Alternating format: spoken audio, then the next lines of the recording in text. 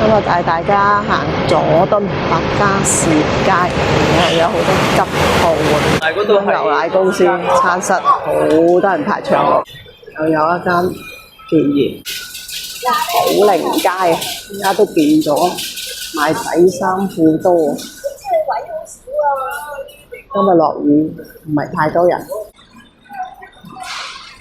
因為變咗冇咗以前嗰啲窗簾啊、lace 啊，依家變咗好似花園街咁賣底衫褲多。有個李小龍事蹟咁啱，恒豐中心好耐冇行，帶大家行下。大個蝴蝶，好清靜，冇客嘅。呢啲實體鋪都係好清靜，乜生意冇人。呢間波鞋鋪咧，波鞋做大特價，運動家做大特價，但都唔係話好多人，唔係開客。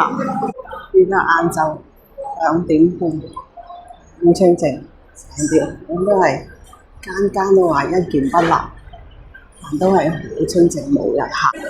手袋鋪一個人都冇，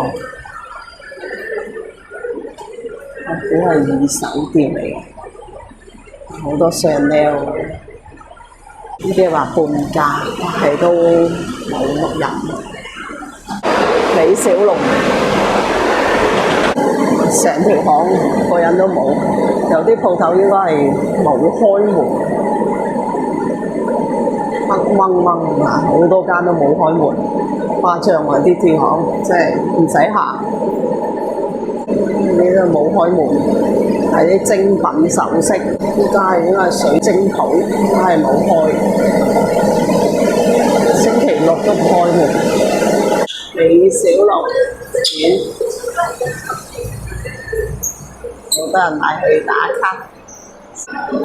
李小龍嘅生平。今日同大家分享呢一度，記得訂閱、點讚，下次見，拜拜。